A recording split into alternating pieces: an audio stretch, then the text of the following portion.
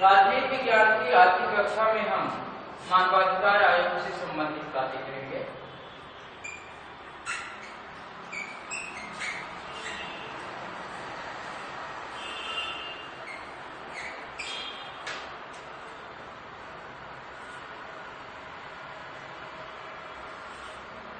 Class 11 में हम राजनीति विज्ञान की कक्षा में मौलिक अधिकारों के संदर्भ में बातें कर चुके थे और हम थोड़ा सा मानवाधिकार आयोग के जो आपके सिलेबस में है उसकी चर्चा कर लेते हैं।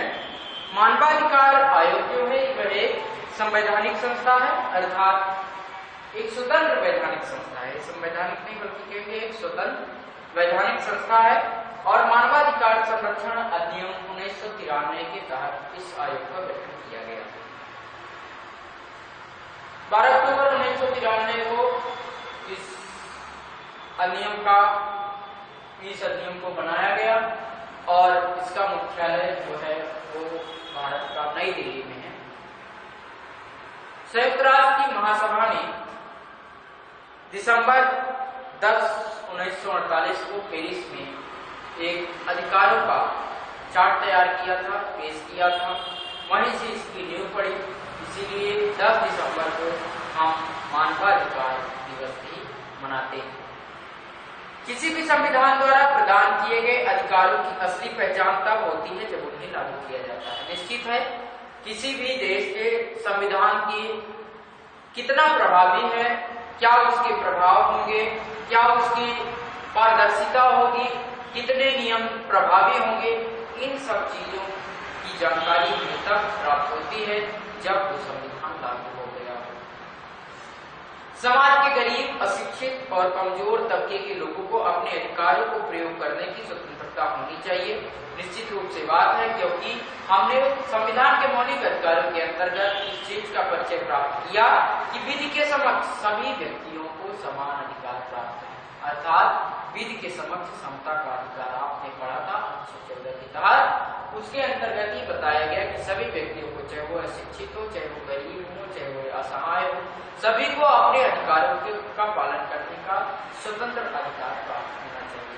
Peoples union for civil services PUCL या people's union for democratic rights जैसी संस्थाएं अधिकारों के हनन के विरुद्ध चौकसी करती हैं, अर्थात ये किसी के अधिकारों का हनन न होने पाए इसके लिए ये सतत प्रयत्न करती हैं। इस परिप्रेक्ष्य में वर्ष 1993 में सरकार ने राष्ट्रीय मानवाधिकार आयोग का गठन किया। हमने पहले ही बताया राष्ट्रीय मानवाधिकार आयोग का गठन 1993 में हुआ का 12 अक्टूबर 1993 में, जिसका मुख्यालय नई दिल्ली में है।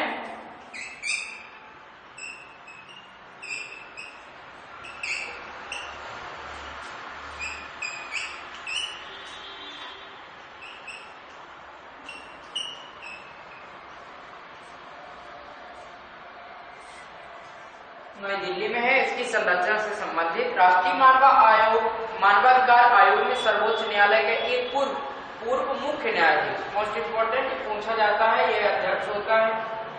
राष्ट्रीय मानवाधिकार आयोग में जो अध्यक्ष होगा वो क्या होगा? पूर्व मुख्य न्यायाधीश। कहाँ का? सुप्रीम कोर्ट का। सुप्रीम कोर्ट का चीफ जस्टिस होगा भूतपूर्व, ठीक है, वह अध्यक्ष होगा। फिर किसी उच्च न्यायालय का एक पूर्व मुख्य न्यायाधीश, यहां भी हाई कोर्ट का जज होगा, जो क्या होगा? चीफ जस्टिस रहा है, लेकिन रिटायर हो गया, पूर्व लिखा हुआ है, वर्तमान में सेवा में ना हो। और तथा मानवाधिकार आयोग के संबंध में ज्ञान या व्यवहारिक अनुभव रखने वाले 2 और सदस्य, मतलब कम से कम इतने सदस्य होने चाहिए। वैसे जब इस आयोग का गठन किया गया तो 7 लोगों का 1 + 6 की सदस्य संख्या होनी चाहिए थी। 3 लोग इसमें पदेन, मतलब पद से ही,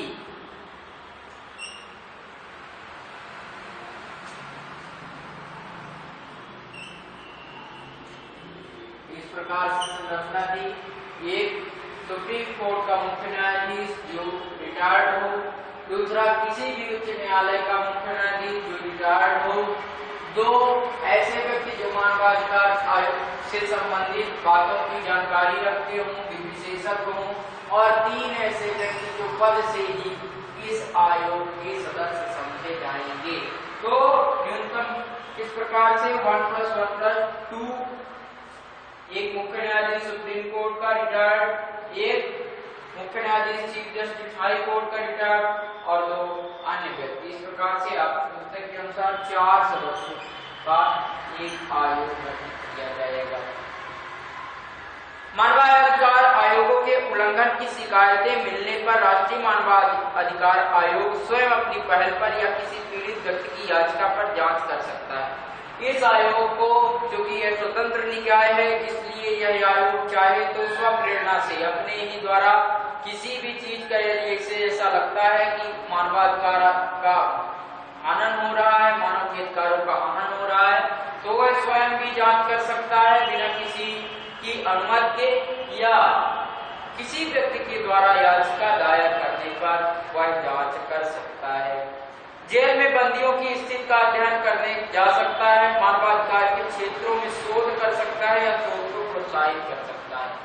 कौन कौन से मानवाधिकार आयोग के अंतर्गत अधिकार सम्मिलित किए जाएंगे, इन चीजों को वह विस्तार भी कर सकता है और किन किन चीजों में सुधार अपेक्षित है, इसके लिए वह स्वयं भी शोध कर सकता है और अन्य व्यक्तियों को भी शोध के लिए प्रोत्साहित कर सकता है। आयोग को प्रतिवर्ष हजारों शिकायतें मिलती हैं। निश्चित सी बात है, कोई भी आयोग गठित होगा इन समस्याओं के निराकरण के लिए होगा। शिकायतें आएंगी, कई सारी शिकायतें आती हैं, इनमें से अधिकतर हिरासत में मृत्यु, हिरासत के दौरान बलात्कार, लोगों के गायब होने, पुलिस की ज्यादतियों, कार्रवाई न किए जाने, महिलाओं के प्रति व्यवहार आदि से संबंधित होते हैं। आप जान लीजिए कि इस प्रकार की शिकायतों की जांच मानवाधिकार आयोग करता है कि वह मान लीजिए आपके ऊपर पुलिस ही दुर्व्यवहार कर रही है, आप शिकायत लिखवाने जा रहे हैं, नहीं लिख रही है, या लिखने के पश्चात भी कार्रवाई नहीं कर रही है, महिलाओं के द्वारा दिनों दिन हो रहे दुर्व्यवहार पर भी वो स्वयं संज्ञान लेकर जांच कर सकता है या आपकी शिकायत पर जांच कर सकता है। जेल बंदी जो कारागार में बंदी बंद हैं, उनके विषय में भी वह उनके भोजन के संबंध में, उसके जीवन जीने के संबंध में भी स्वयं मानवाधिकार आयोग जो है वो राष्ट्रीय मानवाधिकार आयोग की बात हम कर रहे हैं। और यह मानवाधिकार आयोग अधिनियम जो 1993 का है, यह प्रत्येक राज्य को अपना एक आयोग अर्थात राज्य का मानवाधिकार आयोग गठित करने की भी व्यवस्था करता है। अर्थात प्रत्येक राज्य अपने राज्य के लिए एक अलग से मानवाधिकार आयोग बना सकता है। जैसे मध्य प्रदेश का मध्य प्रदेश मानवाधिकार आयोग समझा जाएगा, इसी प्रकार से प्रत्येक राज्य बना सकता है।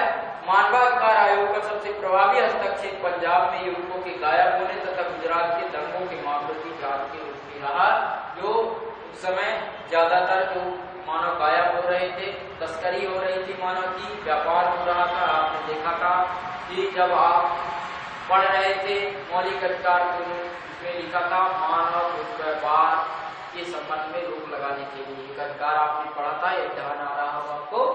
तो उस प्रकार के अधिकारों के संरक्षण के लिए मानवाधिकार आयोग कार्य करता है। आयोग को स्वयं मुकदमा सुनने का अधिकार नहीं है, यह सरकार या न्यायालय को अपनी जांच के आधार पर मुकदमे चलाने की सिफारिश कर सकता है। मोस्ट इम्पोर्टेंट, ये कोई जुडिशरी बॉडी नहीं है, जुडिशरी बॉडी नहीं है, ये कोई न्यायिक संस्था नहीं है, ना ही न्याय दे सकती है। हाँ, यह किसी अपनी रिपोर्ट सरकार के सम्मुख पेश करती है या न्यायालय के सम्मुख पेश करती है, जहां उस न्यायालय को उचित सिफारिश कर सकती है कि इस प्रकार के हनन में आप इस प्रकार की गड़बड़ियां पाई गई हैं, इस प्रकार की त्रुटियां पाई जा रही हैं, अतः आप इस प्रकार के कार्यों को करने के लिए रहा आपका राष्ट्रीय मानवाधिकार आयोग।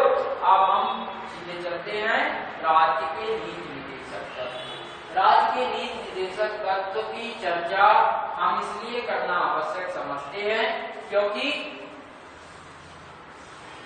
जितने मनुष्य के पास अधिकार है उतने कर्तव्य भी होने चाहिए। किसी के पास मान लीजिए कि आपको कर्तव्य दे दिए गए, लेकिन अधिकार यदि आप नहीं सौंपे गए आपको, तो आप उन कर्तव्यों का पालन नहीं कर सकते। मान लीजिए हमने आपको कर्तव्य दिया है पढ़ाई करने का, और आपको ये अधिकार नहीं है कि आप किताब उठा सके, तो आप पढ़ाई कदापि नहीं कर सकते। तो इस प्रकार से संविधान में भी ये व्यवस्था की गई है कि कुछ कर्तव्य निर्धारित किए गए हैं जिन्हें मानना चाहिए आपको, और कुछ ऐसे सिद्धांत दिए गए हैं जिनका पालन आपको करना चाहिए। हम नीति निर्देशक तत्वों के अंतर्गत इनकी चर्चा करेंगे, और आपको अधिकार, मौलिक अधिकार, मूलभूत अधिकार आपको जो जन्म से ही प्राप्त हो जाते हैं उसका अध्ययन आपने कर लिया है। राज्य के नीति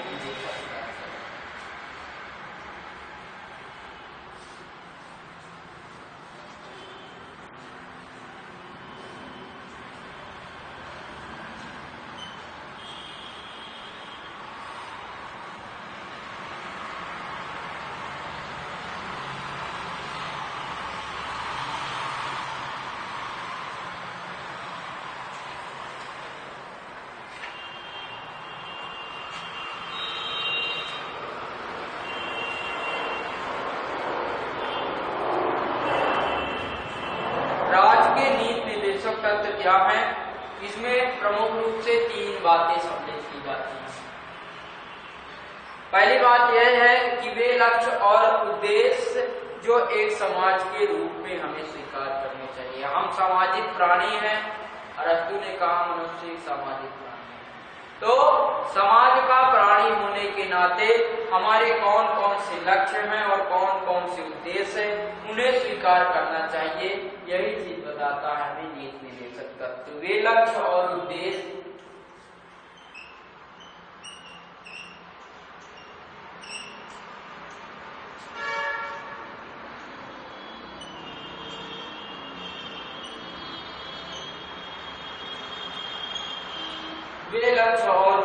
जो एक समाज के रूप में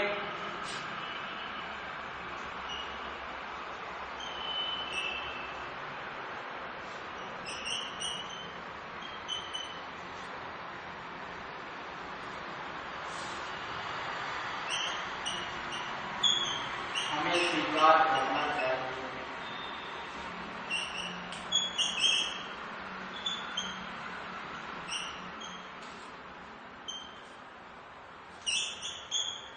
दूसरा चीज कहता है वे अधिकार जो नागरिकों को मौलिक अधिकारों के अलावा मिले हैं। इसमें वे अधिकार भी सम्मिलित है जिन्हें मौलिक अधिकारों के रूप में, चूंकि मौलिक अधिकार आपके अधिकारों की गारंटी देता है, लेकिन नीति निर्देशक तत्व इन अधिकारों की सुरक्षा की गारंटी नहीं देता, लेकिन ये आवश्यक है। आप अभी देखेंगे कौन कौन से हमें नीति निर्देशक तत्व मिले हैं। मौलिक अधिकारों के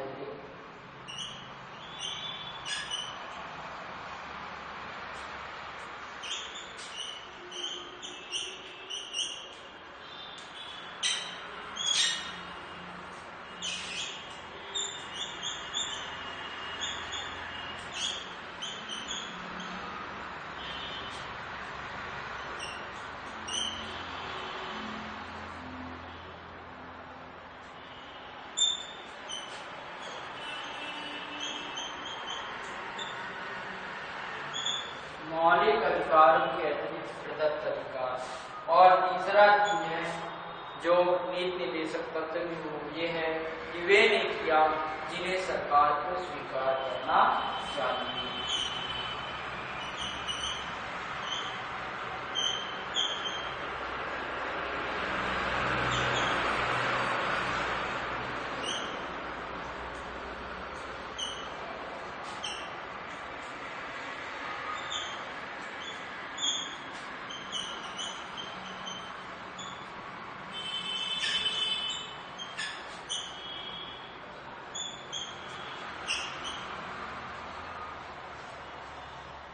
इस प्रकार से आप देख सकते हैं कि राज्य के नीति निर्देशक तत्व में मूल रूप से 3 चीजें सम्मिलित की गई हैं। पहली वे चीज सम्मिलित की गई है जो आपको सामाजिक प्राणी होने के नाते स्वीकार करनी चाहिए, जैसे वे लक्ष्य और वे उद्देश्य। जो आपको सामाजिक प्राणी होने के नाते स्वीकार करना चाहिए। दूसरी चीज, मौलिक अधिकार आपको प्रदान ही किए गए हैं, लेकिन उसके अतिरिक्त भी ऐसे कई सारे अधिकार हैं जो जिन्हें मौलिक अधिकारों की सूची में सम्मिलित नहीं किया जा सकता या नहीं किया गया है। उसके अतिरिक्त भी जो भी आपको अधिकार प्रदान किए गए हैं उनके पालन के लिए आपको यहाँ नीति निर्देशक तत्वों की सूची बनाई गई। तीसरी चीज है वे नीतियां जो सरकार को स्वीकार करनी चाहिए, समाज के लिए हो या आपकी किसी भी पर्यावरण से संबंधित बात हो। पर्यावरण आपका कई प्रकार से हो सकता है, भौतिक हो सकता है, सामाजिक हो सकता है, आर्थिक हो सकता है, राजनीतिक हो सकता है। तो जो भी वातावरण से संबंधित चीजें हो उनके लिए बनाई गई नीतियों को, जो भी नीतियां हैं उन्हें सरकार को स्वीकार करना चाहिए। तो ये तीन प्रमुख चीजें नीति निर्देशक तत्व के रूप में सम्मिलित होती हैं। तो आपकी पुस्तक के अनुसार लिखा हुआ है, संविधान निर्माताओं को यह पता था कि स्वतंत्र भारत को अनेक चुनौतियों का सामना करना पड़ेगा। इसमें सभी नागरिकों में समानता लाना और सबका कल्याण करना सबसे बड़ी चुनौती थी, क्योंकि आप लोग देख चुके हैं कि संविधान के लागू होने के पहले से भी आपने देखा कि कई जगह सांप्रदायिकता कितनी ज्यादा मात्रा में थी, इतना ज्यादा उसका प्रचार प्रसार था सांप्रदायिकता के आधार पर, जात के आधार पर, बहुत ही भेदभाव था लोगों में। तो समानता लाने के लिए समाज जो संविधान के निर्माता थे उन्होंने यह विचार किया कि यदि समानता लानी है तो हमें किस प्रकार से क्या क्या प्रावधान संविधान में करने चाहिए। उन लोगों ने यह भी सोचा कि इन समस्याओं का हल करने के लिए कुछ नीतिगत निर्देश जरूरी है। नीतिगत निर्देश जरूरी है, आप इन्हें मान भी सकते हैं और नहीं भी मान सकते, लेकिन आपको मानना चाहिए। कुछ चीजें जैसे ये ऐसी नीतिगत बातें हैं जैसे आपको अपने बड़ों का सम्मान करना चाहिए, आदर करना चाहिए। आप अपने से बड़ों का सम्मान आपको करना चाहिए। यदि आप किसी का सम्मान नहीं करते तो हम जबरदस्ती आपसे नहीं कर सकते कि आप सम्मान करेंगे। ये ऐसी चीजें हैं। अर्थात क्या है, आपको एक सामाजिक प्राणी होने के नाते, आप मोस्ट इंपोर्टेंट समझ लीजिए, आपको एक सामाजिक प्राणी होने के नाते उन सिद्धांतों को, उन नीतियों का पालन तो करना चाहिए, लेकिन यदि आप इन नीतियों का पालन नहीं करते तो हमसे आपसे जबरदस्ती नहीं करा सकते। अर्थात ये नियम किसी भी न्यायालय में वाद विवाद नहीं समझे जाएंगे, लेकिन इसके साथ ही वे इन नीतियों को भावी सरकारों के लिए बाध्यकारी भी नहीं बनाना चाहते थे। वही बात सामने आ गई। संविधान में कुछ निर्देशक तत्वों का समावेश तो किया गया, लेकिन उन्हें न्यायालय के माध्यम से लागू करवाने की व्यवस्था नहीं की गई। इसका अर्थ यह हुआ कि यदि सरकार किसी निर्देश को लागू नहीं करती तो हम न्यायालय में जाकर यह मांग नहीं कर सकते कि उसे लागू कराने के लिए न्यायालय सरकार को आदेश दे। इसलिए कहा जाता है कि नियम निर्देशक तत्व वाद योग्य नहीं है। वाद योग्य का मतलब है जिसको हम न्यायालय में चुनौती नहीं दे सकते, वो वाद योग्य नहीं।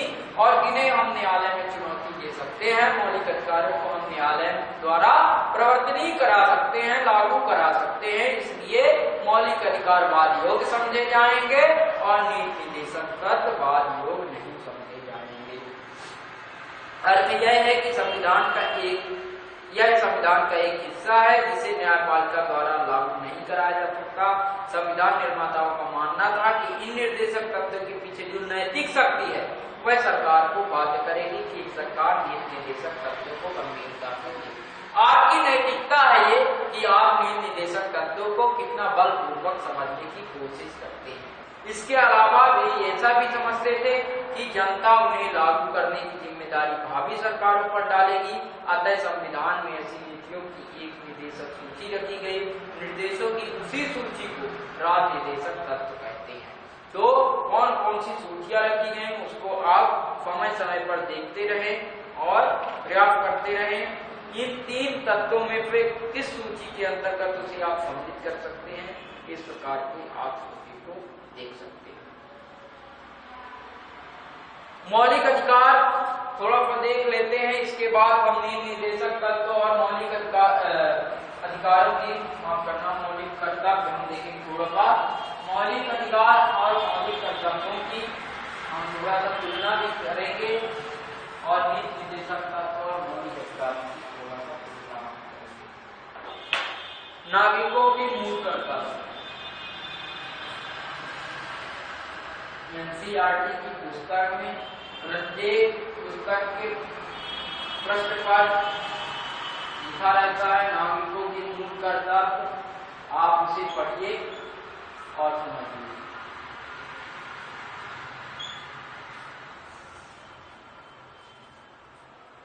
वर्ष 1976 में संविधान का 42वां संविधान संशोधन हुआ। मोस्ट इम्पोर्टेंट है, पूछा गया है।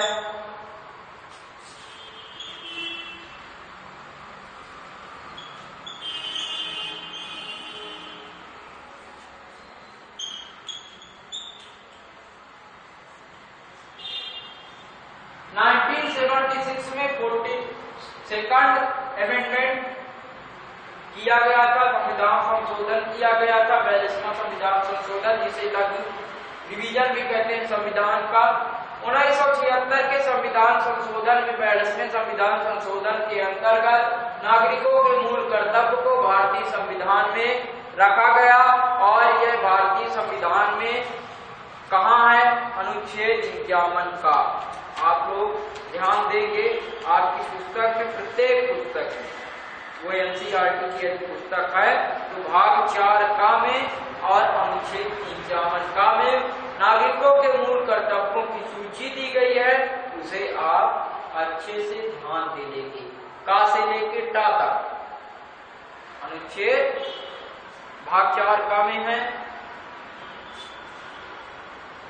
भाग 4 में नीति निर्देशक तत्व है, भाग 3 में मूल कर्तव्य है और भाग 4 का में नागरिकों के मूल कर्तव्य है। अनुच्छेद 51 का के अंतर्गत ये का से लेके टा तक।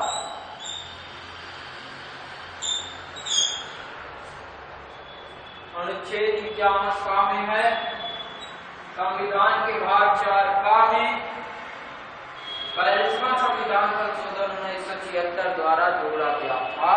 अन्य प्रावधानों के अलावा इस संशोधन से संविधान के में नागरिकों के मौलिक कर्तव्य की एक सूची का समावेश किया गया, जिसमें कुल 10 कर्तव्यों को उल्लेख किया गया, लेकिन इन्हें लागू करने के संविधान संबंध में संविधान कर्तव्यों को लागू कराने में भी संविधान मौन है कि इसे कौन लागू कराएगा। ये आपके कर्तव्य है, आपको करने चाहिए।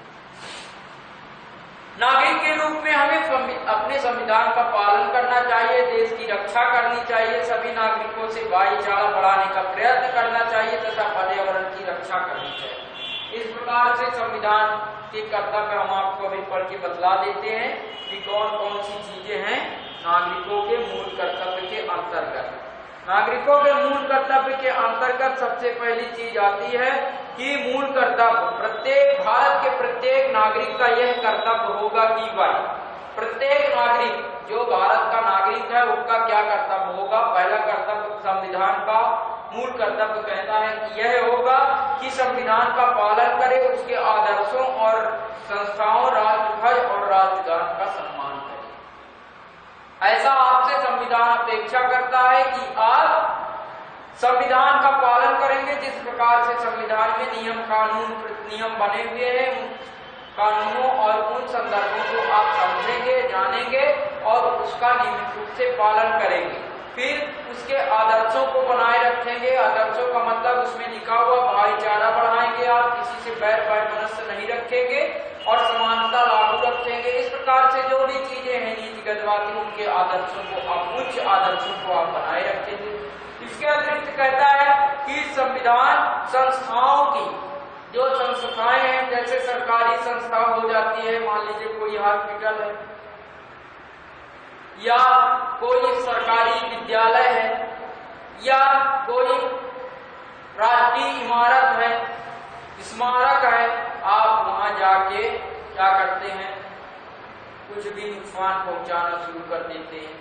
जैसे दिल्ली के लाल किला की बात कर लें, ऐतिहासिक इमारत है, संविधान इसे संरक्षण प्रदान करता है, लेकिन बहुत सारे लोग जाते हैं वहां उसको नुकसान पहुंचाते हैं। ताजमहल की बात कर लें, वह भी एक ऐतिहासिक इमारत है, स्मारक है, वहां भी आप जाइए तो बिल्कुल इसकी सुरक्षा के लिए जो भी इंतजाम किए जा रहे हैं उनका ध्यान रखिए निश्चित रूप से। तो इस प्रकार से आपके संसद भवन है उसे भी आपको निरुत्साह में जाना, तो ये आपके कर्तव्य है। भारतीय संविधान आपसे यह अपेक्षा करता है। राष्ट्रध्वज का आप सम्मान करें, राष्ट्रगान का आप सम्मान करें। राष्ट्रगान के सम्मान के लिए नियम भी बनाए गए हैं कि राष्ट्रगान 52 सेकंड में आपको पूरा गाना है या पढ़ना है। राष्ट्रगान गाते समय या पढ़ते समय आपको सावधान की मुद्रा में खड़े हो जाना है। कहीं भी यदि ध्वनि सुनाई दे तो आपकी सावधान की मुद्रा में खड़े हो जाना है। तो इस प्रकार से आप देश के प्रति समर्पण की सूचना ये सारी कर्तव्य देते हैं। स्वतंत्रता के लिए हमारे राष्ट्रीय आंदोलन को प्रेरित करने वाले उच्च आदर्शों को हृदय में संजोए रखें और उनका पालन करें। स्वतंत्रता के लिए जो भी राष्ट्रीय आंदोलन किए गए उनके आदर्शों को बनाए रखें तथा उनका सम्मान करें। ऐसा नहीं है कि बुराई करने लगे कि कोई व्यक्ति अपने लिए ही लड़ता था। जैसे आप कभी कभी इसकी आलोचना करते हैं कि 1857 की क्रांति प्रथम स्वतंत्रता संग्राम नहीं था, सब अपने अपने लिए लड़ रहे थे। तो ऐसा नहीं करेंगे। आपको उसके संबंध में समालोचना नहीं देनी है। आप उसके जो उच्च आदर्श हैं, जो राष्ट्रीय आंदोलन को प्रेरित करने वाले, जो स्वतंत्रता के लिए राष्ट्रीय आंदोलन हुए, उसके आदर्शों को आप बनाए रखने का प्रयास करें। भारत की प्रभुता, एकता और अखंडता की रक्षा करें तथा उसे अक्षुण्ण बनाए रखें। अक्षुण्ण का मतलब वह क्षारित ना हो, वह बेकार ना हो। इसलिए थल से, जल से, नभ से, तीनों ओर से देश की भौतिक रक्षा करें और मन और वाणी शरीर से देश की आंतरिक रक्षा भी करें। ये भी आपका हितार्थ है। ऐसा क्या है, भारत के प्रत्येक नागरिक का यह कर्तव्य है कि वह देश की रक्षा करे, आह्वान किए जाने पर राष्ट्र की सेवा करे। ऐसा नहीं है कि युद्ध शुरू हो गया, आपको बुलाया गया और आप पीछे भागना शुरू कर दिए। ऐसा नहीं है। देश आपसे यह अपेक्षा करता है कि आप देश की रक्षा करेंगे अपने सामर्थ्य के अनुसार, और यदि आपको देश के रक्षा के लिए आह्वान किया जाता है, आपको बुलाया जाता है, तो निश्चित रूप से उसमें आप अपना सहयोग प्रदान करेंगे। भारत के सभी लोगों में समरसता, समान भातृत्व की भावना का निर्माण करें, जो धर्म, भाषा और प्रदेश या वर्ग पर आधारित सभी भेदभाव से परे हो। ऐसी प्रथाओं का त्याग करें जो स्त्रियों के सम्मान के विरुद्ध, मोस्ट इंपॉर्टेंट चीज। ऐसी प्रथाएं, ऐसी कुप्रथाओं का आप विरोध करेंगे, यह आपके कर्तव्य की बात है। लेकिन हम इसमें बाध्यता नहीं कर सकते। संविधान भी इसमें मौन है, हम जबरदस्ती नहीं कर सकते। मान लीजिए कहीं किसी भी स्थान पर ऐसी प्रथा प्रचलित है कि नहीं, आपको पर्दा प्रथा पर रहना ही है और ये बहुत पुरानी प्रथा चली आ रही है, तो आप प्रयास कर सकते हैं कि अब पर्दा प्रथा जरूरी नहीं है। पर्दा प्रथा इतना आवश्यक नहीं है जितना आपका आत्मसम्मान आवश्यक है। तो आप ऐसी बातें कर सकते हैं, लेकिन उसे आप बात नहीं कर सकते। फिर भी आपको पर्दा प्रथा, जात प्रथा और सती प्रथा जैसी कुप्रथाओं का निश्चित रूप से विरोध करना चाहिए। हमारी सामाजिक संस्कृति की गौरवशाली परंपरा का महत्व समझें और उसका परिरक्षण करें। जो भी सामाजिक संस्कृति हमारी बनी हुई है उसका हम क्या करें, परिरक्षण करें, रक्षा करने की कोशिश करें, उनको बनाए रखें। जैसे आपके इसके अंतर्गत क्या चीजें सम्मिलित की जाएंगी, लोकगीत विलुप्त हो रहे हैं, इसके प्रोत्साहन के लिए आप निरंतर कार्य करें। ऐसी भी मूल कर्तव्यों में सम्मिलित की गई है। प्राकृतिक पर्यावरण की, जिसके अंतर्गत वन, झील, नदी और वन्य जीव है, रक्षा करें और उसका संवर्धन करें तथा प्राणी मात्र के प्रति दया भाव। वन हो, झील हो, नदी हो, वन्य जीव हो, मतलब जो भी प्राकृतिक वातावरण है उसको सुंदर बनाए रखने का भी आपका ही कर्तव्य है। ऐसा नहीं है कि आप खरगोश देखे, जंगल में खरगोश दिखा है आपको, आप उसे तुरंत पकड़कर बांधने की कोशिश करें, मारकर खाने की कोशिश करें। वन्य जीवों के प्रति आपको सहानुभूति रखना है और उसके प्रति दया का भाव भी रखना है। ये चीज आप विशेष ध्यान रखिए। कहीं भी आप यदि देखिए जंगल में आप जाते हैं तो सीधे लिखा रहता है कि बिल्कुल आग न जलाएं वनों में, किसी भी प्राणी को कुछ खिलाएं नहीं, किसी भी प्राणी को टच नहीं करें, न तो इस प्रकार की जो भी आप के संरक्षण की बातें लिखी होती उनका भी पालन आपको करना चाहिए। वैज्ञानिक दृष्टिकोण, मानववाद और ज्ञानार्जन तथा सुधार की भावना का विकास करें। हमेशा ही उत्तरोत्तर प्रगति की ओर विकास करेंगे। आप सार्वजनिक संपत्ति को सुरक्षित रखें और हिंसा से दूर नहीं। यह भी कर्तव्य है कि सार्वजनिक संपत्ति की रक्षा करें। सार्वजनिक संपत्ति जैसे स्ट्रीट लाइट लगी हुई है, आप प्रयास ये ना करें कि स्ट्रीट लाइट को हम तोड़, खुद की जितना हो सके रक्षा करें। यदि उसे कुछ नुकसान पहुंचाने की कोशिश कर रहा तो उसे रोकें आपने सामर्थ्य के अनुसार। यदि कहीं हिंसा है तो हिंसा में आप सम्मिलित ना हो जाएं। मान लीजिए कहीं जातिगत हिंसा हो रही है तो आप हिंसा में सम्मिलित ना हो। आप यह प्रयास करें कि भाई हिंसा ना हो। व्यक्तिगत और सामूहिक गतिविधियों के सभी क्षेत्रों में उत्कर्ष की ओर बढ़ने का सतत प्रयास करें और जिससे राष्ट्र निरंतर बढ़ते हुए प्रयत्नों उपलब्धि की नई ऊंचाइयों को छूए।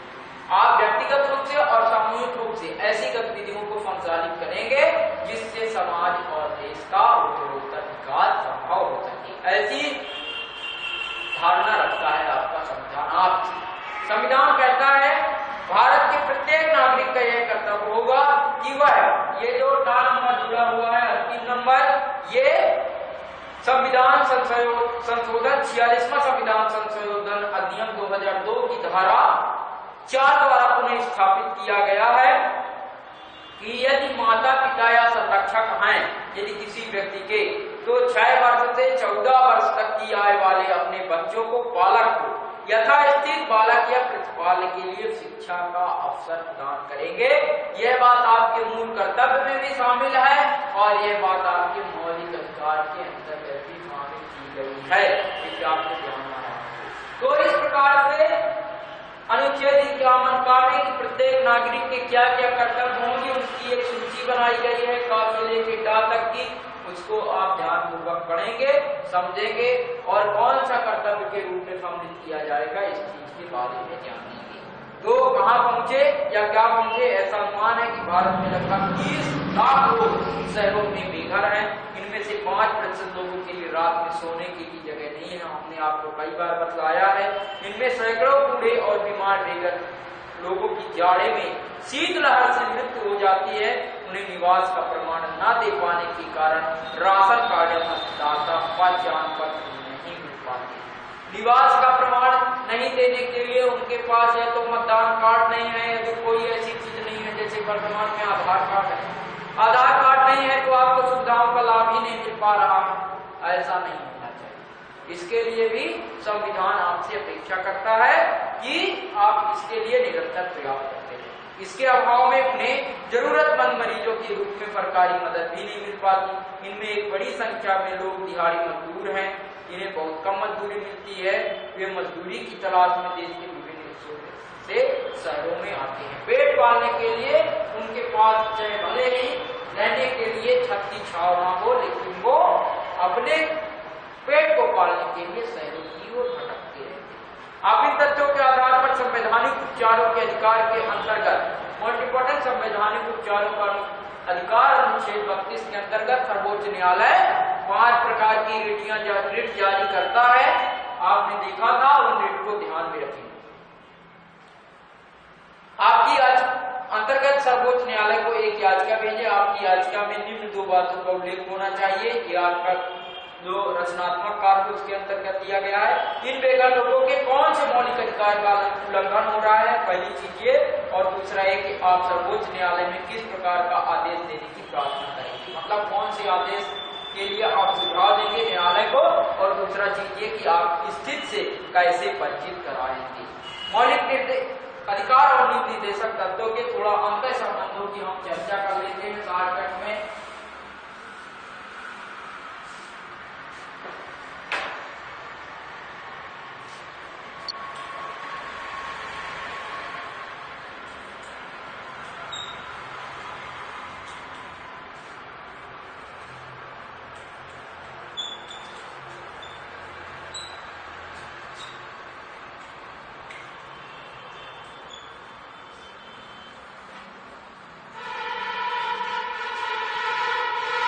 मौलिक अधिकार और नीति निर्देशक तत्व एक दूसरे के को पूरक के रूप में देखा जा सकता है। ये अलग अलग नहीं है और सामने अलग किया जा सकता।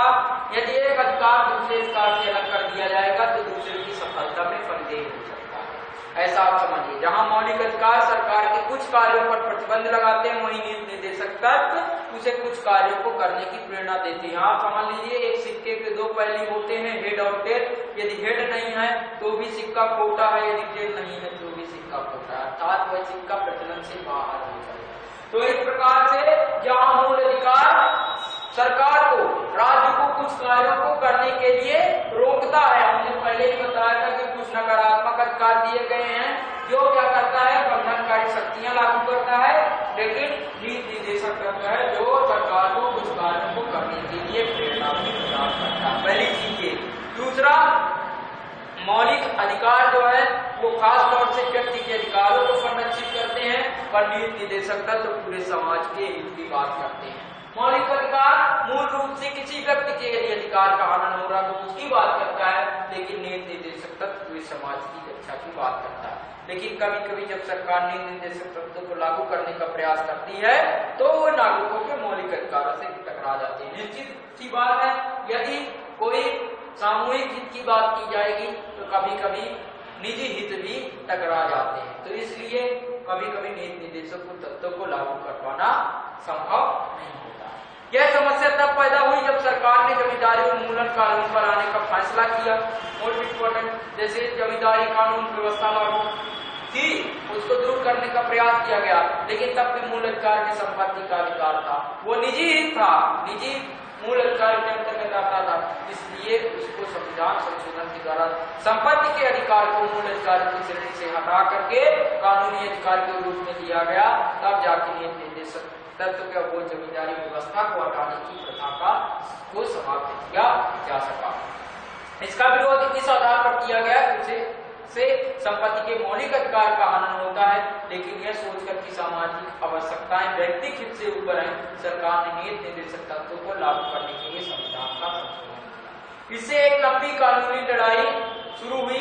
कार्यपालिका और न्यायपालिका ने इस पर परस्पर विरोधी दृष्टिकोण अपनाया। सरकार की मान्यता थी कि नीति निर्देशक तत्वों को लागू करने के लिए मौलिक अधिकारों पर प्रतिबंध लगाए जा सकते हैं। इसके पीछे यह धारणा थी कि लोक कल्याण के मार्ग में अधिकार बाधक है।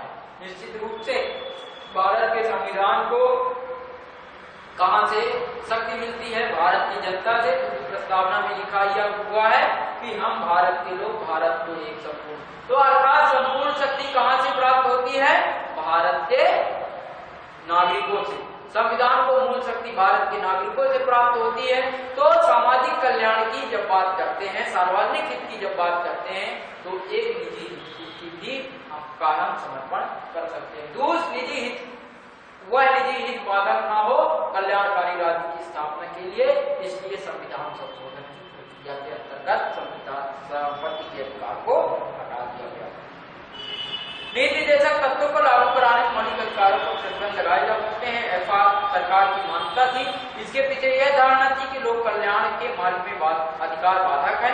दूसरी ओर न्यायालय की यह मान्यता थी कि मौलिक अधिकार इतने महत्वपूर्ण और पावन है कि नीति निर्देशक तत्वों को लागू कराने के लिए प्रतिबंधित नहीं किया जा सकता। मोस्ट इम्पोर्टेंट, क्योंकि यह मूल अधिकार जो है उसको सुरक्षा प्रदान करने की गारंटी कौन देता है? सर्वोच्च न्यायालय देता है कि आपके किसी भी मूल अधिकार का हनन नहीं होगा। इसके लिए हम एक प्रहरी के रूप में आपके अधिकारों की रक्षा करेंगे।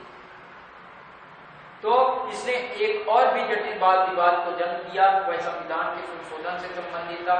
सरकार का मत था कि संसद संविधान के किसी भी अंश से प्रावधान में संशोधन कर सकती है। न्यायपालिका का कहना था कि संसद ऐसा कोई संशोधन नहीं कर सकती जो मौलिक अधिकारों का उल्लंघन करता हो। यह विवाद सर्वोच्च न्यायालय द्वारा केशवानंद भारती बनाम केरल राज्य, ये मोस्ट इम्पोर्टेंट है, तो आप ध्यान रखेंगे। इस विवाद को पूछा भी गया है कि मौलिक अधिकारों से संबंधित कौन सा विवाद सबसे समझा जाता है, तो केशवानंद भारती बनाम केरल राज्य न्यायालय केशवानंद भारती पद में दिए गए महत्वपूर्ण निर्णय से समाप्त हुआ। इसमें निर्णय देते हुए न्यायालय ने यह किया कि संविधान की कुछ मूल ढांचागत विशेषताएं हैं और उनमें संसद कोई परिवर्तन नहीं कर सकती। इसे अब हम नवे अध्याय संविधान एक जीवन दस्तावेज के रूप में विस्तार से पढ़ेंगे। नवे अध्याय में कि अभी भी संविधान किस प्रकार से जीवित है, आपका जीवन दस्तावेज के रूप में है। लेकिन ये क्वेश्चन पूछा जा चुका है कि मूल ढांचे से संबंधित कौन सा वाद है। तो इस बार भारत की बनाम केरल राज्य का जो वाद है वह मूल संविधान के मूल ढांचे, संविधान के मूल ढांचे में न्यायपालिका ने, सर्वोच्च न्यायालय ने यह निर्णय दिया कि संविधान के किसी भी भाग में संशोधन किया जा सकता है, लेकिन मूल अधिकारों में के उस भाग में संशोधन नहीं किया जा सकता जो संविधान के मूल ढांचे को परिवर्तित करता हो। अर्थात जो उसमें मूल चीज है उसको आप परिवर्तित नहीं कर सकते। संपत्ति के अधिकार को हम थोड़ा एक बार देख लेते हैं। मौलिक अधिकारों और नीति निर्देशक तत्वों के मध्य संबंधों पर उठे विवाद के पीछे एक महत्वपूर्ण कारण था मूल संविधान में संपत्ति अर्जन, स्वामित्व और संरक्षण का मौलिक अधिकार दिया गया। लेकिन संविधान में स्पष्ट किया गया कि सरकार लोक कल्याण के लिए संपत्ति का अधिकार कर सकती है। संविधान में यह स्पष्ट रूप से निश्चित कर दिया गया कि संविधान सरकार जो है वो संपत्ति लोक कल्याण के लिए संपत्ति का अधिग्रहण भी कर सकती है। 1950 से ही सरकार ने ऐसे कानून बनाए जिसमें संपत्ति के अधिकार पर प्रतिबंध लगा। मौलिक अधिकार और नीति निर्देशक तत्वों के मध्य विवाद के केंद्र में यही अधिकार था।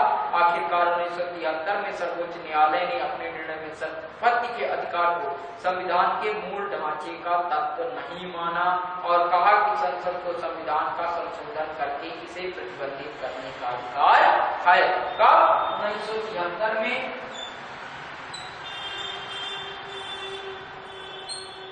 सुप्रीम कोर्ट ने कहा कि संपत्ति का जो अधिकार है वह क्या है, संविधान के मूल ढांचे के अंतर्गत नहीं समझा जाता। संपत्ति का अधिकार संविधान के मूल ढांचे के अंतर्गत नहीं समझा जाएगा। अतः सरकार संसद इस पर संशोधन करके कानून बना सकती है और कहा कि संसद को संविधान का संशोधन करने के प्रतिबंधित करने का अधिकार है। 1978 में जनता पार्टी की सरकार ने 44वें संविधान संशोधन, मोस्ट इम्पोर्टेंट मतलब 44वें संविधान संशोधन 1978 द्वारा क्या किया गया, संपत्ति के अधिकार को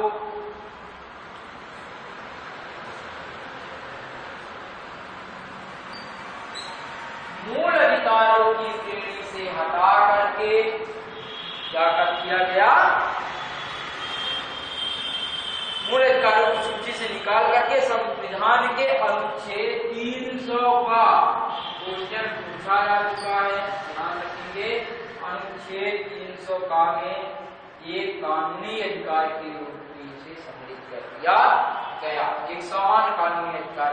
तो आपकी राय में बताइए कि संपत्ति के अधिकार को मौलिक अधिकार से कानूनी अधिकार बनाने से क्या फर्क पड़ा, ये आपको क्वेश्चन दिया गया है, इसे आप बताएंगे। तो इस प्रकार से नीति निर्देशक तत्व और मौलिक अधिकारों की हमने थोड़ी सी तुलना भी की, इसमें क्या क्या हो सकता है, क्या क्या नहीं हो सकता, इस चीज के बारे में हम जानकारी प्राप्त कर चुके। इस प्रकार से आपका अगला लेसन हम पढ़ेंगे और इस संबंध में आपको जहां भी किसी प्रकार की दिक्कत हो तो आप निश्चित रूप से पूछ सकते हैं।